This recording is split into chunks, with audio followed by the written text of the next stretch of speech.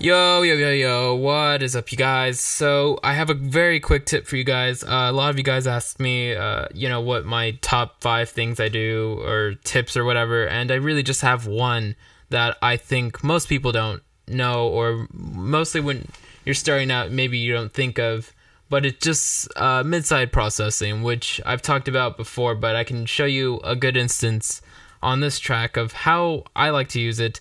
Not that it's the right or wrong way, but everyone has what works for them, and this is at least mine. But what I do recommend is you get into mid-side processing anyway and know where to apply it. So I'll talk really quick about when I apply it. So in certain cases, you can do mid-side processing at any stage of the production. You could do it when you're, in sound design. You could do it later in mixing. You can do it.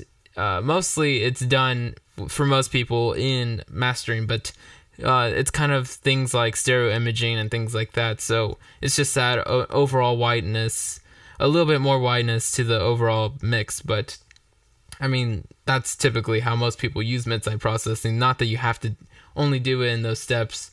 I mostly like to do mine in sound design because with the thing about making a really good mix is not to make everything as big as possible, because then nothing seems big. You really have to choose one or two things that you want to emphasize, and then you just want to make those as big as fucking possible, and then find the balance to everything else around that. So it's kind of like how most people start working on kicks first, just so they get those kicks really nice and sick, and then it's easier just to balance out the rest of the track around that. Not to overpower, but to, at least, make everything nice and clear. So let me show you the beginning part of the drop, and what I'm going to do is I'm going to A-B the mid-side processing I have here. So let me just play it from, I guess, halfway into the build, and then I'll just go into the drop. So let's play that.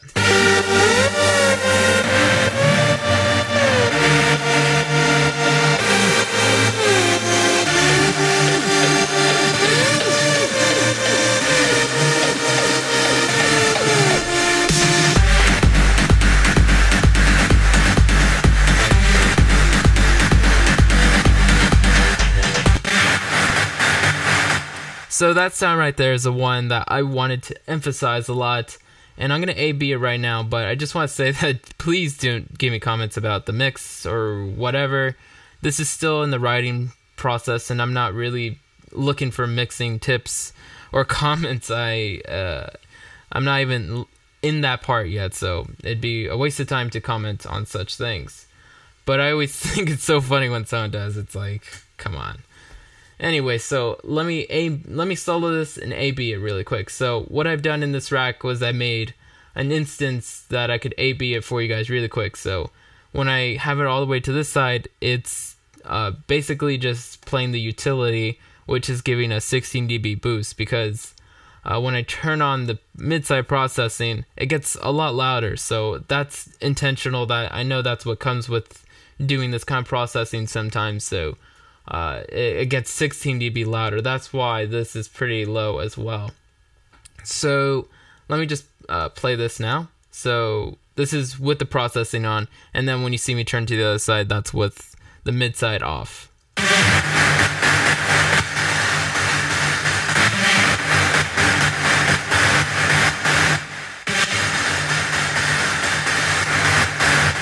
So one might sound louder than the other, but I've kind of gone through and very carefully chosen that amount of dB that I would boost it by, so that they were at the same amplitude. So the only difference now that you're hearing is what's happening in the stereo image. So let's get into why this sounds so much better with mid-side processing. Okay, so first thing, I really like this plugin. MSED is a really good free plugin, so I emphasize free because anyone could get this, so there's really no excuse for not having this in your little arsenal tool bag of plugins. I really think this one's awesome. So, and I use it a lot. You guys see it all over my videos recently. So, obviously it looks like I just turned up the mid gain all the way and the side gain, almost all the way. But those parameters are chosen very carefully. I really wanted to make this sound really big and beefy, because without it, it just sounds with this 16 dB boost, it just sounds really loud and kind of gross even. Now with this, it kind of makes it, I don't know, something about it is more controlled. And obviously I have some sidechain on this as well to, you know, sidechain like this. So, I mean, that's maybe what helps it sound a little bit more controlled as well. But this right here, what this means is that the middle, the center, the part that is in between your speakers where the kick and all the low end should be, where everything is mono, that's what I'm boosting like crazy. So I'm really giving this a big mid or a center gain so that this has presence right there. And since I'm sidechaining it so heavily, that the kick and this synth are basically playing off each other. So there's a nice offset to this main synth, but it still has so much amplitude that it doesn't feel like it's gone away.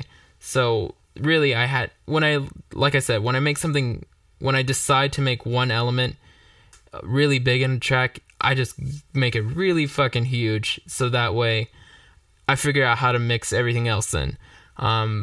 So that's basically what I've done. And then I've boosted the side up to this dB, because when you boost it up to around 11 or so, it's nice and wide, and it's probably as much as I need, but I felt like I just really wanted to get it really loud on the sides. So let me mute the mid so you can kind of hear what that sounds like, what the sides sound like. And now let me mute the side so you hear what the middle sounds like.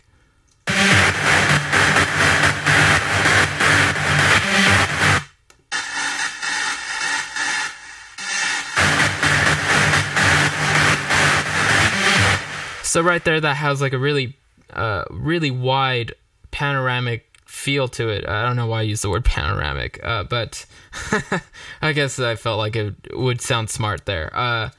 It just made sense for me to make this as wide as possible. And usually what I do with this plugin, most cases, this is a kind of rare case with this track, but what I'll do is I'll mostly not touch the mid gain at all. I won't touch that at all, and I'll just boost up the side gain by like 9 dB. That's my like 9 out of 10 use for this plugin. That's how I always use it.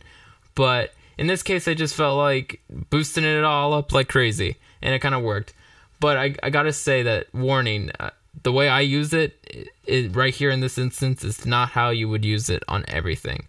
Now, you don't use this on everything. You just choose one or two things that really need to be wind up and really are the carriers of the track, the things that, you know, the listener is most going to want to hear.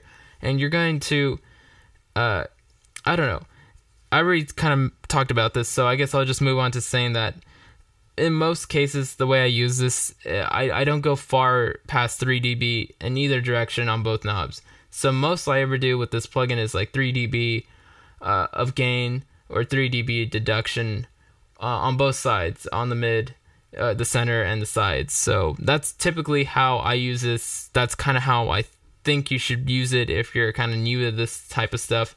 And then when you really get a grasp of what that does to your mix, then you can kind of start choosing what the one big thing is going to be and then boost it up like crazy. So I really recommend that. Don't just watch this video and take my advice on it. You really got to do your research on mid-side processing, because I'm telling you the simplest version of how to do it, but I'm not really telling you, you know, all the uses for it. So hopefully I've given out all the precautions and warnings and a good tip for you guys. So thanks guys for watching, and if you guys hear anything in this part right here, I could do a tutorial on that, since I have this on my desktop right now. I only keep a few projects on my desktop just so I don't get overwhelmed with sessions and shit. So thanks guys for watching, and lates.